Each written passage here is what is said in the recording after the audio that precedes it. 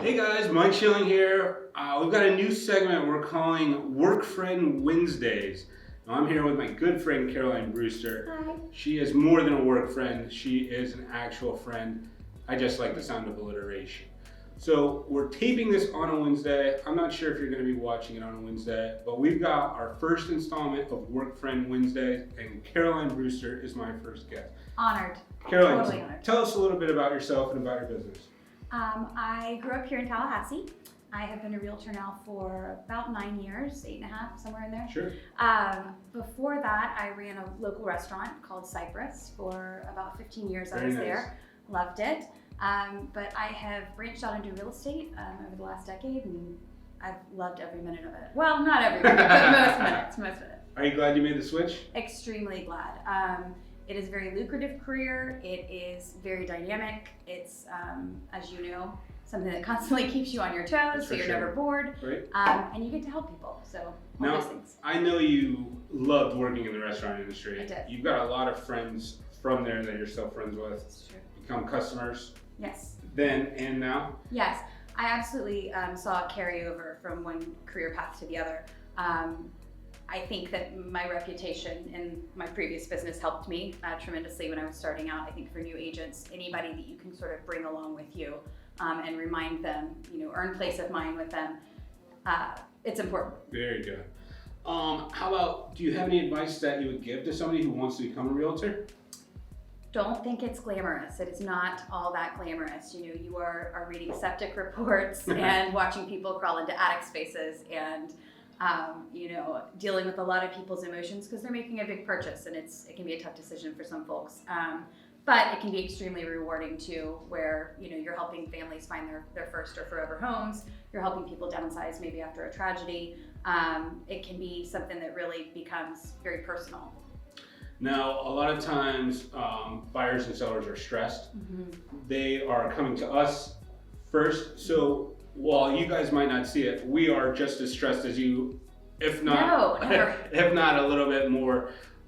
People think realtors just don't do anything all day and get paid. We deal with a lot of problems that aren't seen. A lot. Yes. We handle a lot of back and forth that hopefully, if we're doing our jobs, won't get back to the buyer, won't get back to the seller. We can kind of make things happen without everybody losing their mind. Right, having a meltdown. I always say a large part of what we do is stay calm while everybody else is losing their minds. That's right. Because it's important that somebody kind of keeps their head and helps people check their emotions, because oftentimes emotions will lead you to make decisions that maybe weren't the best ones. You do not want to make. That's right, absolutely. I do think that it's also very important for us to make, even though we're dealing with maybe 12 people at a time, make the person you're in front of believe that they're your only client. You know what I mean? You don't want people to feel like you're thinking about 18 other things while you're talking to them. That's very true. Give the people you're with your full attention. Right, I think it's really important. How about you tell everybody how we became friends, where we met? We met at a previous brokerage that we both started. Yep. I think within a couple months of each other, right? Fairly close to the same time, yeah, for sure. And I honestly don't know the moment that we met, but I feel like it was like instantaneous, like, friend, where have you been? That's right. And the jokes just keep coming. That's right. We are always professional. And I've gotten to know your family and your wife, and you've gotten to know my husband, and we attended each other's weddings. That's right. It's been really cool to sort of grow our businesses and our personal lives at the same time.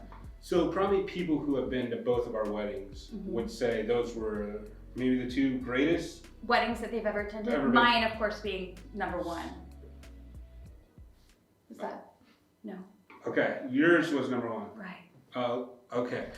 We'll have some more guests on in the future who attended both of them. Yeah. And we'll get an honest opinion, I guess. Yours was fun though. I mean, it's okay. A third party's opinion. Okay, thank you very much. All right, back to business. Tell us some challenges that you're seeing in our industry right now. Things can be a little bit cutthroat these days. We definitely have very little inventory. I feel like anybody that knows a realtor is tired of hearing that phrase. Right. But it is the truth.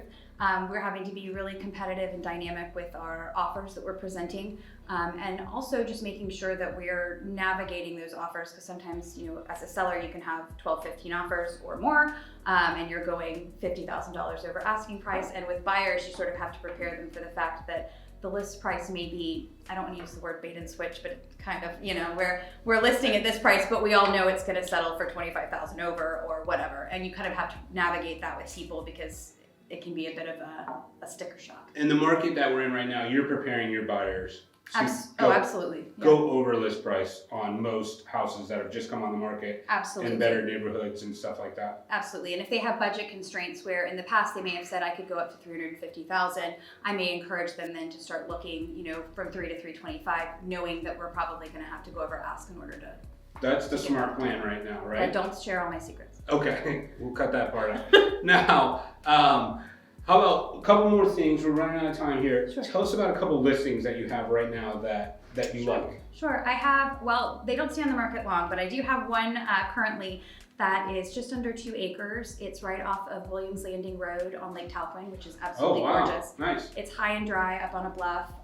There is some space to put a dock and a boat and all that. Very cool. That one's a great one. It's for $150,000. That's just 2 acres, no house, but room for a dock, raw room land, to build. waiting to be built upon. A great house, great views.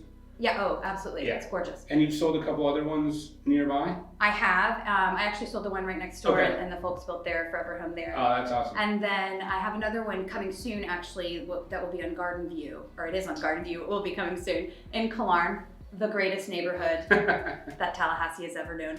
That one is a 3.2, and it will be listed somewhere around $360,000. Okay.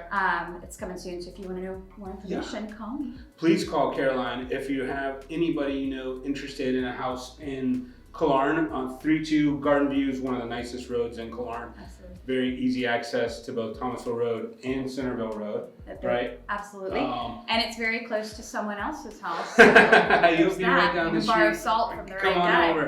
Come on over. And then, any last closing words? I think the day we met, we should find it and make it a national holiday. You've probably got it written down on a calendar somewhere. I probably do. I look at it maybe once a month. And I also think that you should, in fact, be given an honorary Mayor of Killarn award because Mike got me to move to Killarn. He was exactly right. It's a Shangri-La. And what's your favorite thing about Killarn? Oh, there's so many.